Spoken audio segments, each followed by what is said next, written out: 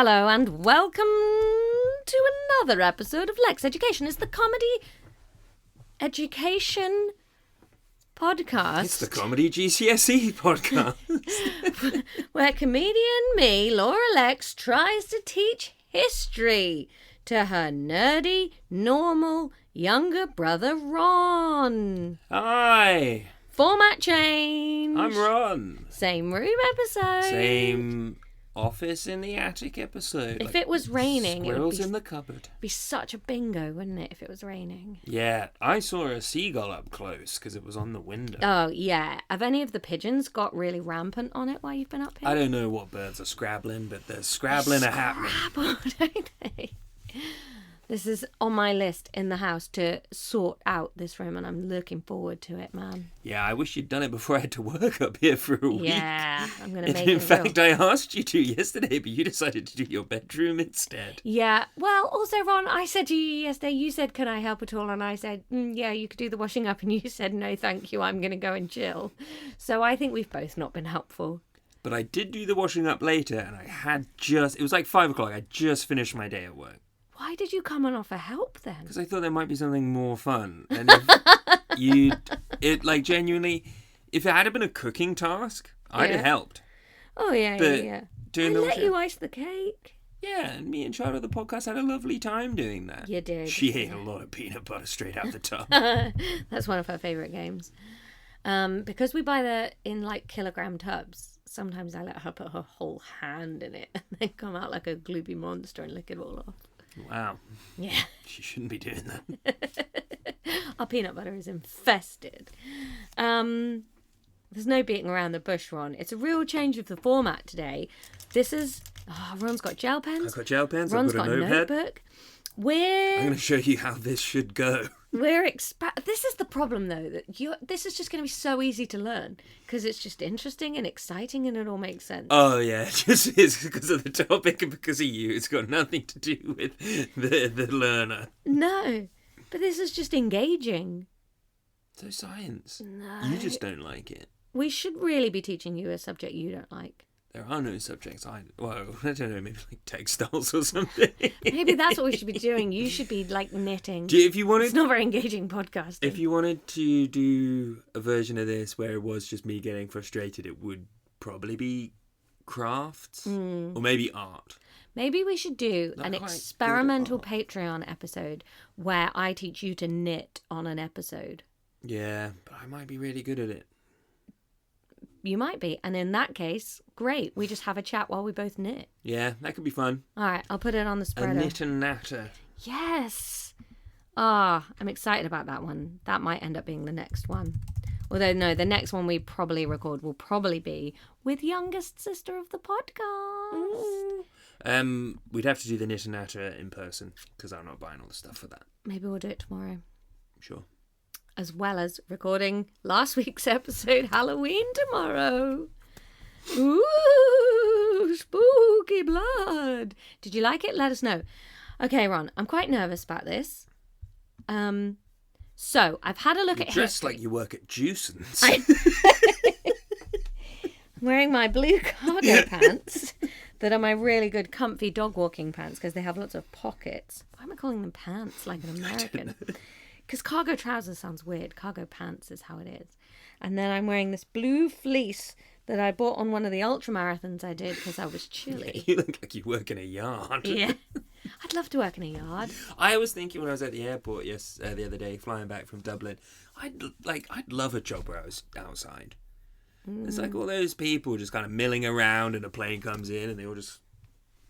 Yeah. Yeah. A job where you actually do something. I'd love that. Yeah. I mean, yeah. Anyway, job satisfaction's not high in my world right now. Right, so I've had a look at GCSE history, Ron. Basically, we're going to study 4 things, okay?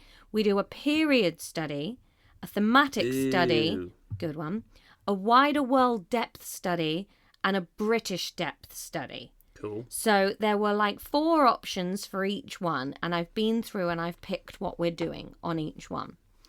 And then we're not doing them in That's order. be so good for science. It was just like, no, we're not doing forces. Yeah. That's not the one we're doing. I guess there's just a lot more history than science. Yeah. Well, the old science gets thrown out. Yeah. Whereas the old history just gets repeated. Yeah. It's going to be so wise. This podcast's going to be so wise from now on. Yeah. So, I've picked the 4 that I think are the most fun and quite varied, but we are going to start with the second to last one.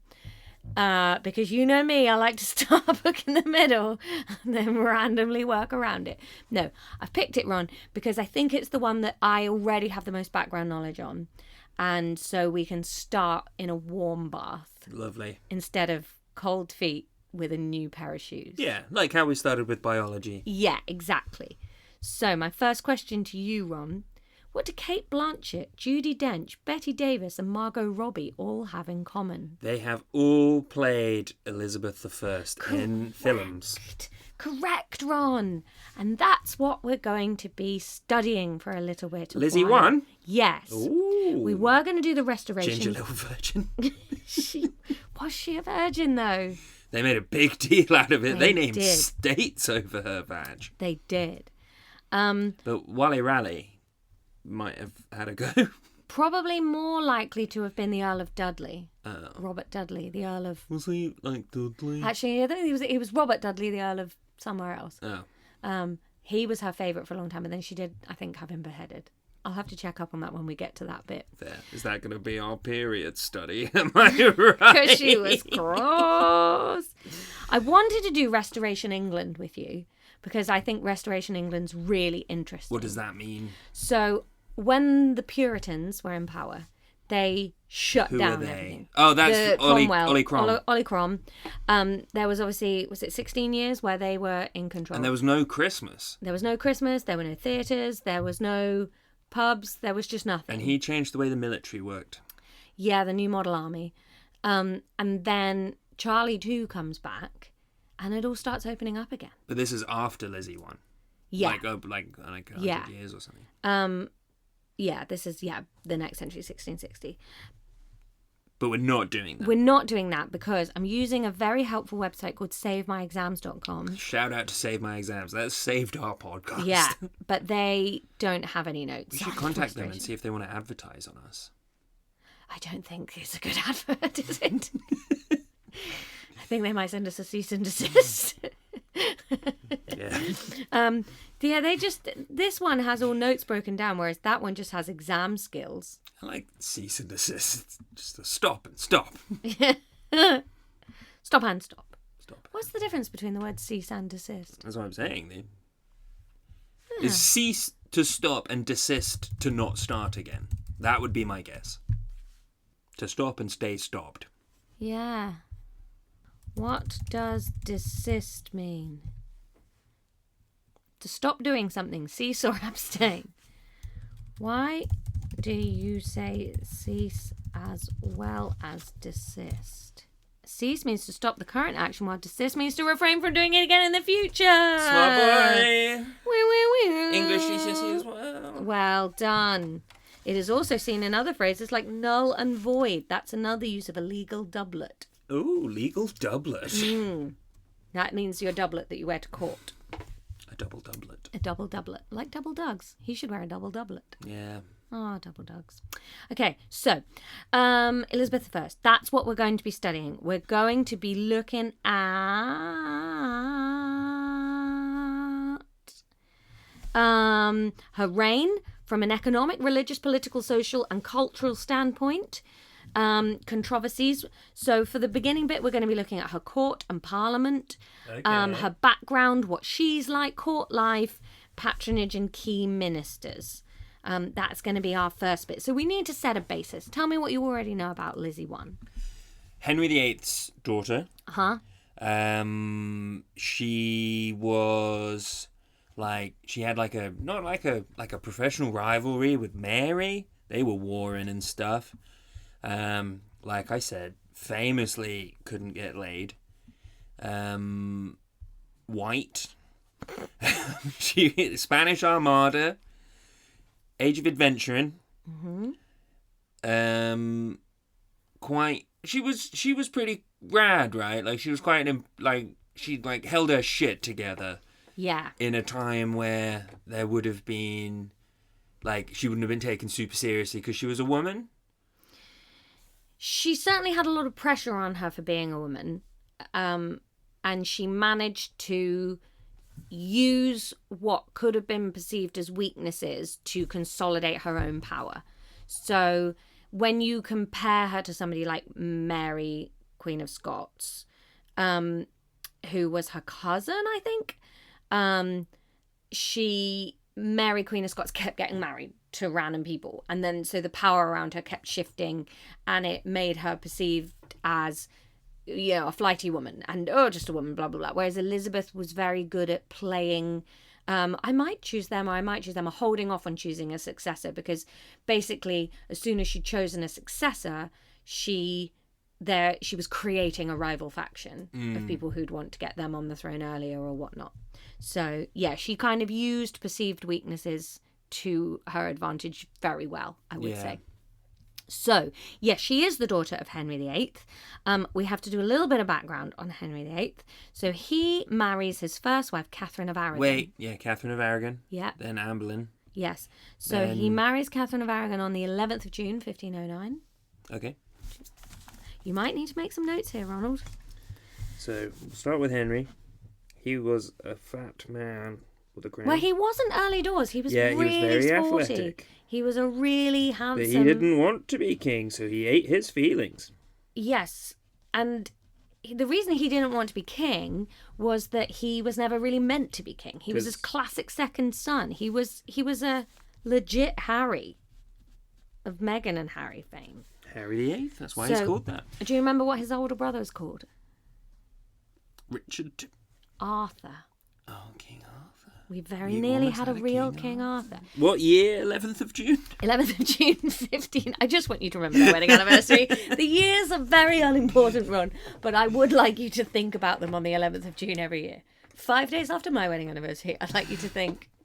Henry VIII. Katie and Henny Catherine of Aragon. She was Spanish, so she was a Penelope Cruz type character. Yeah, Catalina was her original name before it was anglicised when she moved over here. Catalina of Aragon. Yeah.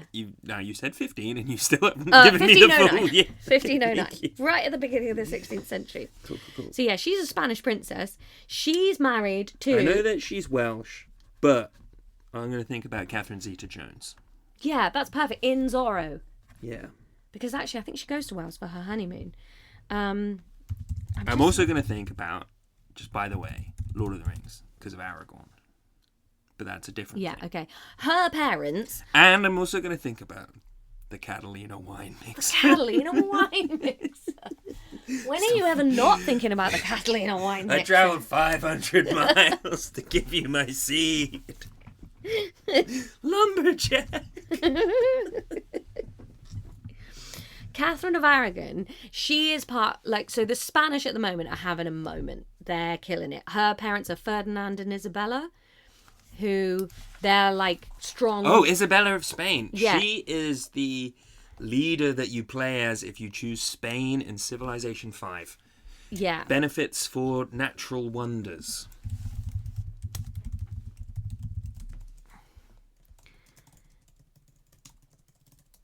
So they basically, I think, unified Spain. They conquered Granada, and I think they were doing a lot of expelling of religious minorities, which, look, we're not going to Because they're taking it back from the Moors. Yeah, where it's been for a long, long time. Sorry, so hang on.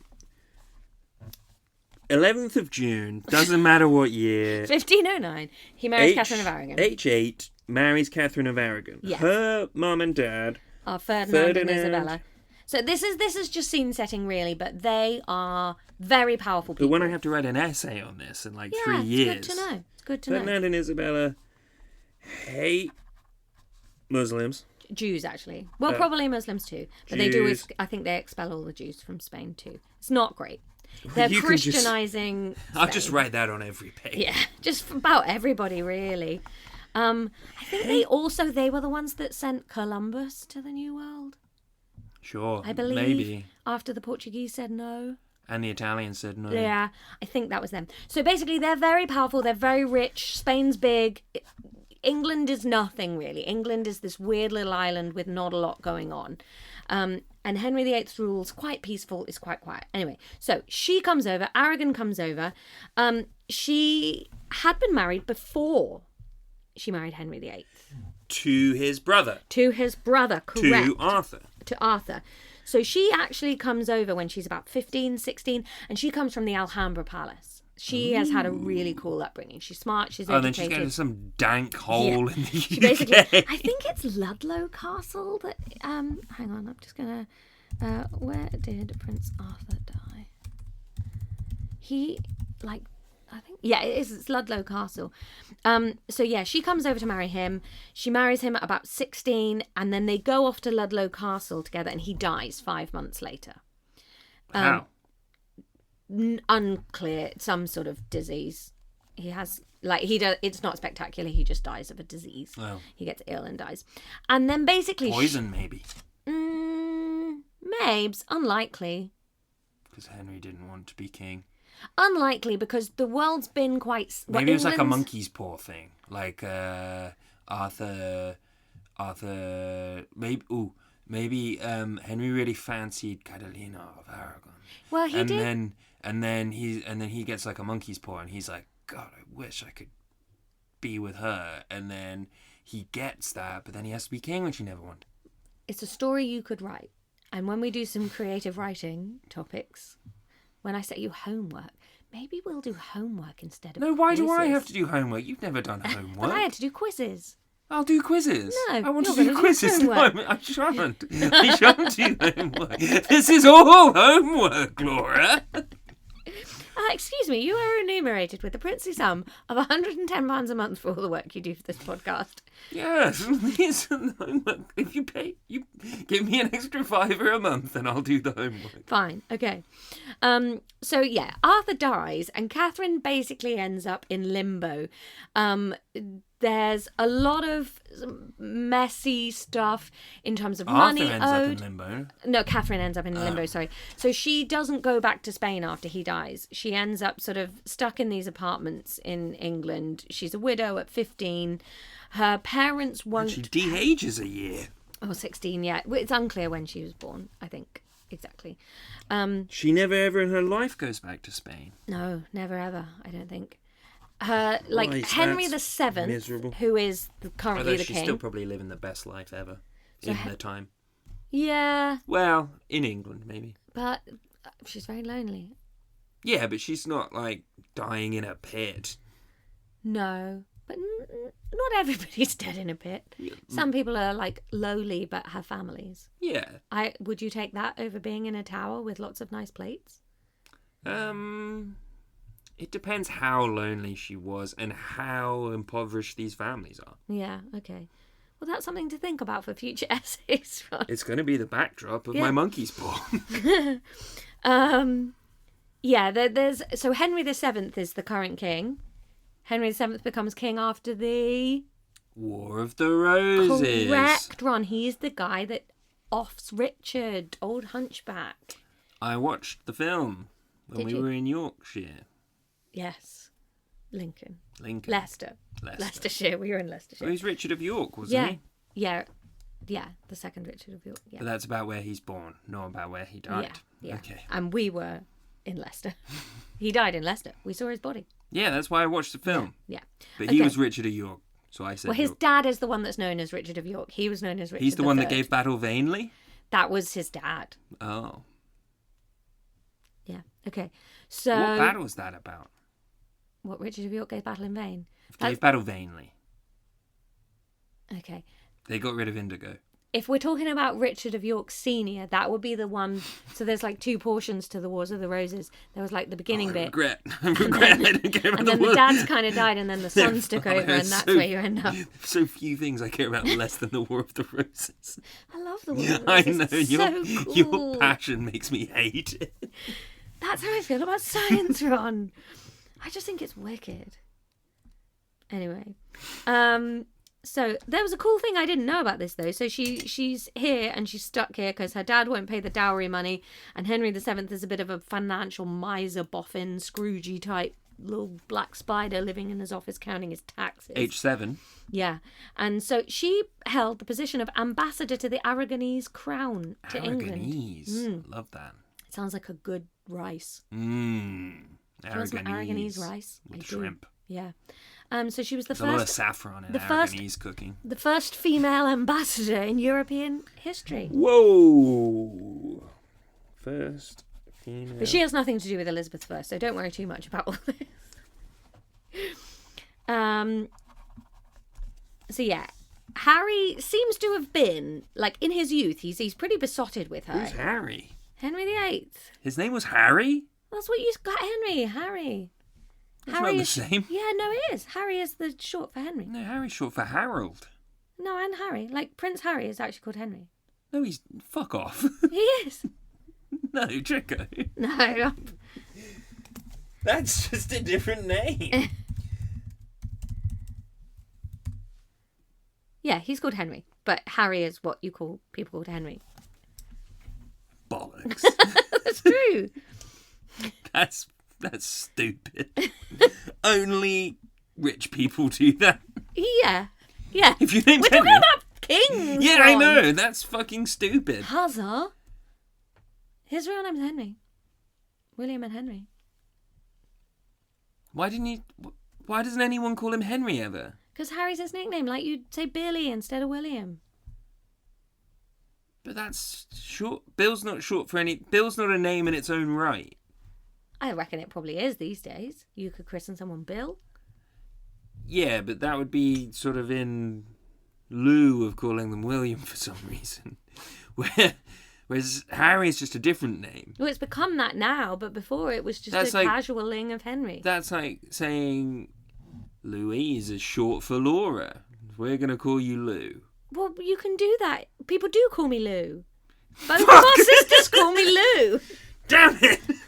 Yeah, I guess I go by Ron. Yeah. Anyway, so, okay, so yeah, They riled me up.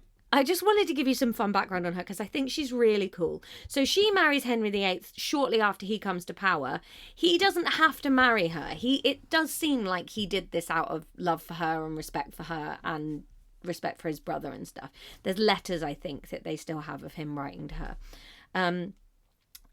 Including, here's a cool fact. Wait, I wasn't her. listening for a bit. What were you thinking about? Other stuff. What was that? So she marries him, Henry VIII. Yeah, but he loved her, or he loved his brother? It potentially was a bit of a love match because he didn't have to marry her at all. Gives up her career. As an ambassador, much like Government of the Podcast is considering doing for you.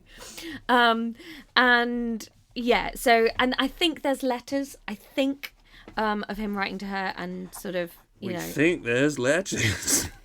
So she was a pretty cool regent, blah, blah, blah. Now, I take issue with a little bit of the way this is worded here. But it says Catherine failed to provide Henry VIII with the male heir he desired. I'm not sure that's what we should be teaching our kids in 2025 about the woman's role. Is that in the syllabus? It's in the Save My Exams notes. Wow. That's not the syllabus. No. But the syllabus, there isn't a syllabus in the same way, I don't think, Yeah. as there is for science. But they... Yeah. They've chosen to word it as Catherine failed to provide Henry VIII with the male heir he desired. She just fucked it up, really. And she had Mary and Liz. No, she doesn't have Liz. She just has Mary. Yeah. Okay. This is all background. Yeah. This is going to be the problem. I'm going to be the problem again because it's going to be very hard for me to edit what we need and what we don't need because it's all great. That's cool. So they are struggling to have a boy. So Mary Queen of Scots then is... There's trash everywhere. It's not trash, it's stuff. That's trash. What is it? 100 different leaflets on how to work your printer. What languages are there? This one's in Turkish. Well, don't need that. Can't get into Turkey. They printed my new passport today, Ron. Yeah, you said don't know that. It's not going to be much. Romanian, Slovenian, Polish, Slovenian again, I think. Sumi? Is that like the Finnish language? Yeah, that's... It's Yeah. in Finnish. And Danish. Norsk. Italian and Greek. Yeah, we probably don't need those. I don't think you need one of these.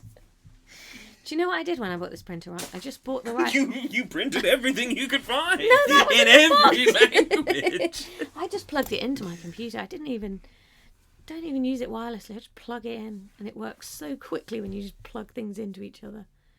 It's brilliant. When I went to Amsterdam for the first time, we stayed with the Chinese lady who we thought was called Key. Turned out her name was Joanne. Oh. And she was really... Why did you think her name was Key? That's what she put on her Airbnb profile, but she was confused. She was really lonely, and her children had set up her Airbnb so that she'd have someone to talk to. And we were like... Do they think it's dating? No. They were just like, then there'll be people around. Key won't be on her own. She's not called Key, huh? And we thought... Then we were chatting to her about this. We were like, where are your kids? Are they back in China? And she was like, no, they live in Rotterdam. But they just didn't want to hang out. Aww. Yeah, she kept on trying to get us to hang out with her. Eventually we buckled and watched Gladiator with her one morning. But we were on our way to a festival. We stayed there for a couple of days. And I hadn't printed out my ticket for the festival, which back in those days you needed to. So my friend Chase configured this woman's printer for her, had to type in a 32-letter code, and all he had was like you could scroll left or right in the alphabet. And you had to go through type in 32 letters because she had bought a wireless printer, put it next to her computer, and just assumed it would start working. He then configures it, and then just years worth of documents start just shitting out of this thing. Yeah, she really didn't know how to work anything. Like, I got a glimpse of her computer at one point, and she'd at some point just zoomed in really far on Facebook and didn't know how to zoom out. So it was just the notifications button with like a 99 plus next to it. And it's just like, that's what Facebook is to her now. Oh. She rented out all the rooms in her house, and she slept in the living room on a little cot. I hate her children. Yeah, one of them was a pilot. She was making a book of all of her Airbnb guests, like that. You're going to inherit so much. She wanted to publish it, and she took a picture of us. We were so high. It was really funny. Oh, I love her. I hate these good-for-nothing kids. Yeah. Visit your goddamn parents. Parent. Yeah. She had a friend. There was like this, I think, Chinese dude as well, and he dropped us at the station sometimes. They sound lovely. Did you favourite it on Airbnb so we can go again? I don't remember. No, this was like 10 years ago. Oh. Shout out to Key. Favourite person. I can't believe I never told that story before on the podcast. That was such a weird trip. How did we get there? The printer. Yeah. Okay, so they are struggling to have a boy that survives. I believe she had miscarriages and she maybe gave birth to a boy, but it didn't survive. At some point, Henry has to look internally, be like, maybe I'm... I don't know if you do when you're the king. I mean, some people don't, and they're not the king in the 16th century. So I just sort of wonder if you would at all if you're the king. Yeah. He was pretty strong-willed. He was, but he wasn't like rampaging around like crusades and wars and stuff like that particularly. I think it, like, for a all-powerful god king of the 1500s, I don't think he was like as imposing as well. Like, there weren't like lots started his own religion. Yeah, but then they didn't like burn all the Catholics after that, did they? Didn't they? I don't think so. I thought they took down all the monasteries. They did that. They were like, you have to not be Catholic. But they didn't like expel everybody, you know. Like when you think like entire communities are just being expelled from countries on a whim in these days. Yeah. He just sort of said, get on with it. And tortured people. Yeah. He wasn't great, but anyway. So yes, then he wants to get a divorce. The Pope's like, no, you can't have a divorce. Semi for religious reasons, partly because obviously her parents are two of the most powerful people in the world and you don't want to piss them off. So then this is when he does the break from Rome, creates the Church of England. Schism. Now, do you know what he uses as his reasoning for divorcing her? That she had been married before. That she'd fucked his brother. Yes, and then... The marriage would have been fine, but they had claimed marriage... She claimed that she had not fucked his brother. Yes. But the brother had already claimed that they'd banged. Yes. And there were men the brother knew that backed it up. Yeah. They were like, I remember him. But for like 23 years of marriage, he's like, no, definitely a virgin. And then suddenly he's like, do you know what? I remember. She's not. Is this why people used to watch the kings and queens bang sometimes? Mm-hmm. Yeah. And like put the sheets up and stuff. Yeah. Yeah. Fucking weird. Yeah. Really, really creepy. I'm going to call him It's Harry even though his name's 16-year-olds. Henry. And then we're going to watch these kids bang. Yeah. Ick. But like, they What do you must think have the vibe banged. in the room's like? Do you think it's like, woo? I think it's horrible because I think for a lot of these princesses, they've been shipped in from another No, country. not for the women. For everyone watching. Solemn. Obviously, the sexual crimes and body horror of being a woman is awful, especially in history. I think solemn. I think really weird. And like, if you had a tickle in your throat, you'd be like, oh no, I've got a cough, but he's just got hard. Yeah. You like muttering to the other people there. Yeah. Can you turn the light up a bit? Yeah, not as good as Arthur. Ugh. Oh, it's very big. Oh. It's an innie. Yeah, horrible. Do you think Henry had a fat hog? Yeah, probs. He's certainly schmoobling it about. So he creates his own church, divorces her. She goes to live quite nicely, but doesn't go back to Spain. She does stay in England. Then, so he still needs a son. He needs another wife. Enter Anne Boleyn. Witch! Well, I think Anne Boleyn is a really interesting character. So now we are on to Elizabeth's mum. So this is Elizabeth's mum. I'll change colour. Six-fingered heathen wench. I find her really interesting because she's a real mix of the product of some really, really incredibly famous and rich families. So her mum is one of the Howard family. These are one of the big powerhouse families in the north. He married Catherine Howard later on? Yeah, probably from the same family. Like, they're one of the big families. The other big family that will have come up when we did the... But no one was happy about this marriage, right? She was she just a bit saucy? The big powerful families would have been. Interesting. She was engaged secretly to marry Henry. What do you think it was like in the room when they had sex?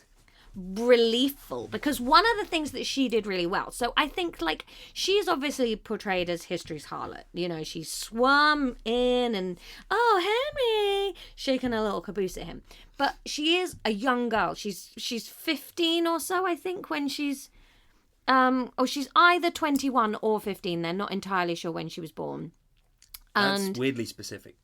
Yeah, it says 1501 or 1507, because I think she's born in France, or she grows up in France anyway. She comes over to... French do age quickly because of all the cigarettes. Yeah, and wine. It's better wine over there.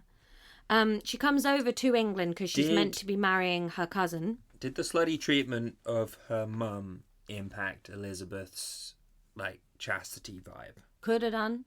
That could be interesting to discuss. I'm good at this. Yeah. She comes over. So she's young. She's a pawn, really, in these, like... She's a pawn? Yeah, like Bonnie Blue. Ugh. Yeah. She's the first OnlyFans. Which I guess is what these royal betrothal marriages were, those first nights. Just like... Only royal fans. Wolsey wearing a balaclava waiting for his... No, horrible.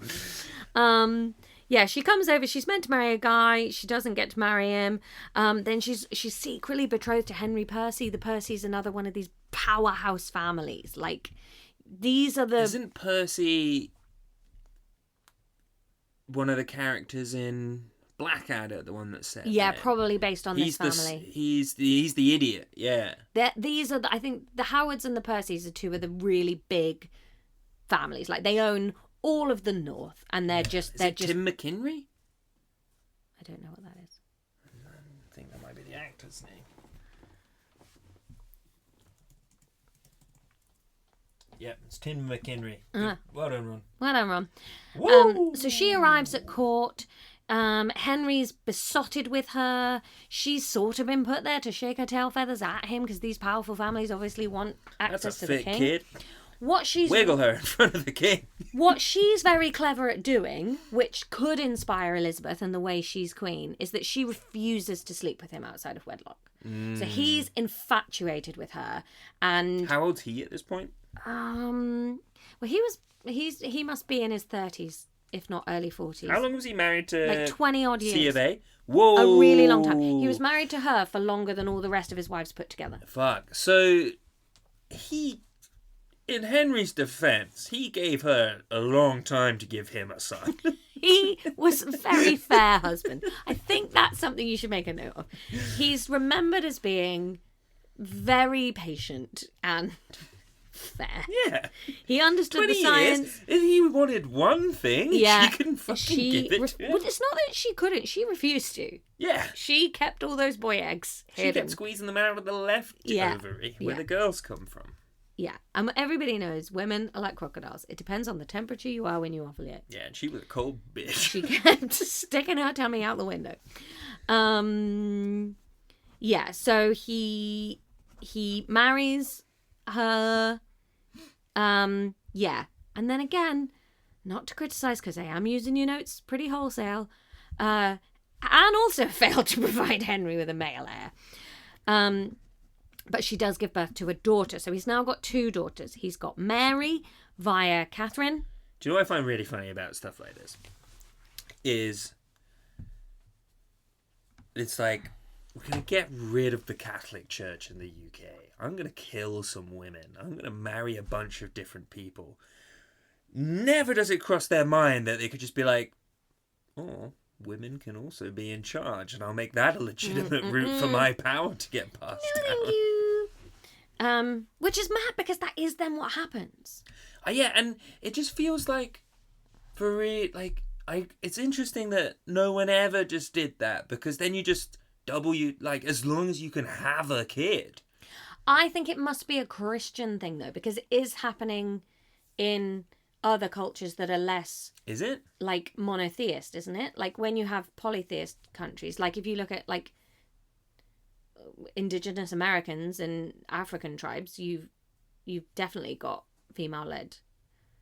But I think the West becomes quite obsessed with male leads. I don't know enough about that. Yeah, so they are then... So she has Elizabeth during their marriage. They're only married for 3 years. Whoa. But you have got... Again, this is the beginnings of Elizabeth's sort of backstory. So she has a half-sister who was raised entirely in Catholic Britain by a Catholic mother. And they only have one kid. Mary. Yeah. And now Elizabeth is born in the Protestant era to Protestant mum. And Anne Boleyn, by all accounts, was smart and clever. And because she'd grown up in France, she brought a lot of these new ideas. So there is some suggestion that part of what made Henry go for the big Reformation and stuff that is ideas that Anne is kind of talking about and interested in, and like feeding him from revolutionary ideas from France. Interesting. So what was happening in France at the time? They were getting Protestant because they were closer to Lutheranism? It must be around Lutheranism, yeah. France in early 1500s. Yeah, you've got the beginnings of the Renaissance, Louis the 17th.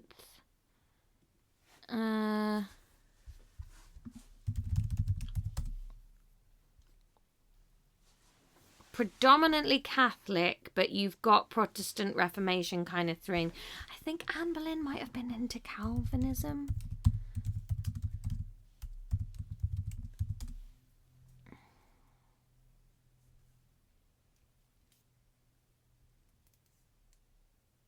Yeah.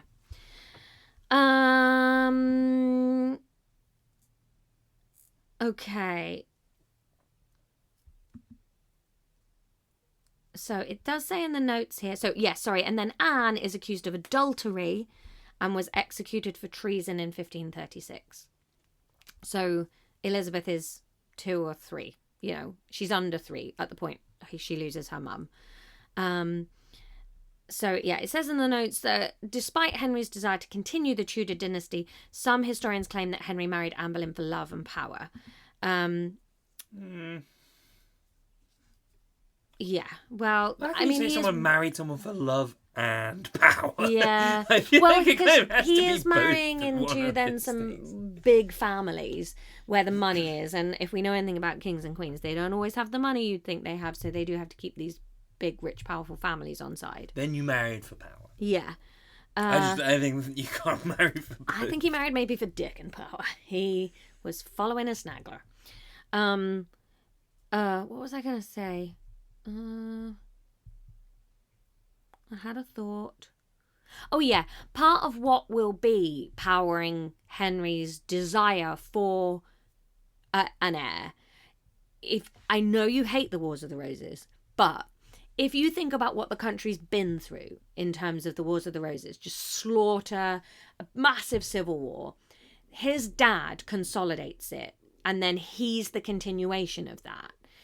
There is a terror of it going back to being infighting all the time.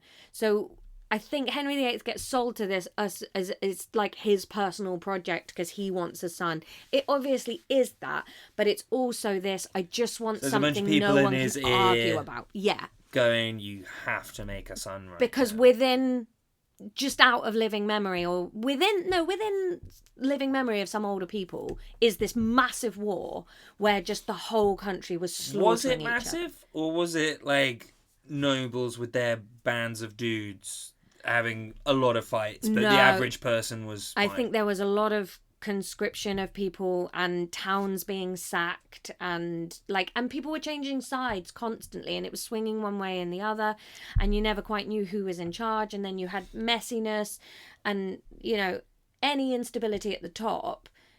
Yeah, some of the military would have been, but I think there were a lot of...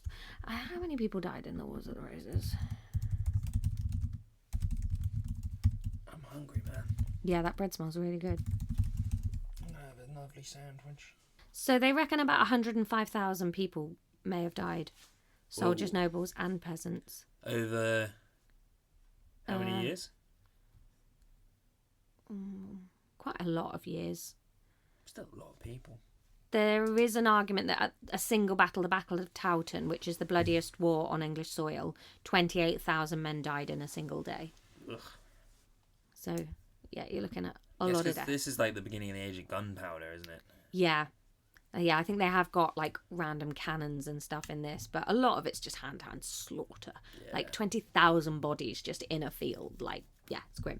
So that terror is all in and about the history of this period, which we are moving off into conquering other places. And I think that the mentality does shift once they start traveling and England becomes a bigger player on the global stage, but we're not massive on the global stage. We're not particularly rich. We don't have overseas territory yet.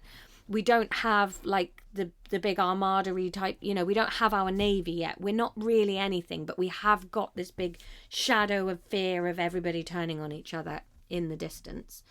So yeah, obviously then Henry... Why is the War of the Roses called the War of the Roses, not the First English Civil War? I'm not sure why it's not referred to as a civil war when it sort of is. It's called the Wars of the Roses because I know why it's called the War of the Roses, but yeah, because then we have the English Civil War. When actually this seems like this was a big civil war. I don't know though, because I don't know if this is pre when you could have civil wars, because the English Civil War was sort of between Parliament and the King, whereas this is feuding factions of barons, I guess. Yeah. I'm not really sure what technically constitutes a civil war. Whether does that have to be between the military and a ruling power? Let's have a look. What technically?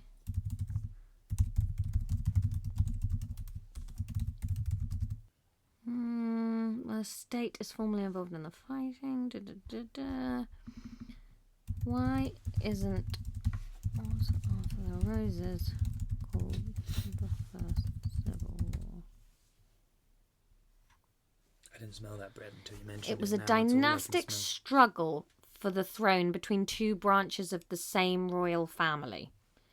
That's why it's not necessarily referred to as a civil war, because technically they were cousins. Still So feels there'd to have me. been two dynasties. Yeah. That feels like a weak explanation. Yeah, I think of it as a civil war personally. But I know I've referred to it as a civil war on social media before and had people, I think you mean. And you're like, oh, okay. I wonder if it's because, like, with the War of the Roses, for the average Joe, whether they get conscripted to fight in it or not, obviously that's bad. But who, like, that it doesn't affect them very much who wins. Like, obviously there might be, like, policy decisions or something, whereas if Parliament versus the King wins, the specific outcome of that war has big repercussions for the country. Yeah, probably. Because it's difficult with the Wars of the Roses where if you're going with, like, legitimacy and who was the king, it was Henry. But he was incredibly ill by the sounds of things and letting his wife and the rich barons around him run the show. So technically, like, the other side probably were the better choice to run your country if you want stability. So obviously he divorces Catherine. He's created the Church of England. There's a lot of wealth for the royal family in the country now. Where's that come from? From dissolving the monasteries and just taking the land. So that all becomes crown land and money. And is that why the British royal family have so much land? Pretty much, yeah. They took it from the Catholics. Yeah, because the monasteries were the big landowners, and then that all comes to the crown. I don't begrudge them it so much. I do. Yeah, maybe we'll stop there, because that is basically all the background you've Halfway got through the background. Well, no, that's the background up to Elizabeth, and then we can start next time with Elizabeth herself. The succession from Henry to her. Well, we'll just look at her childhood a tiny little bit. Sure. Are we doing a quiz? No. Okay. When is Catherine of Aragon and Henry VIII's wedding anniversary? 11th of June. Which year? Doesn't matter. 1509. It was 1509. What's Henry's nickname? Harry. What are the name of Catherine of Aragon's parents? Ferdinand and Isabella. Correct. Where did she grow up?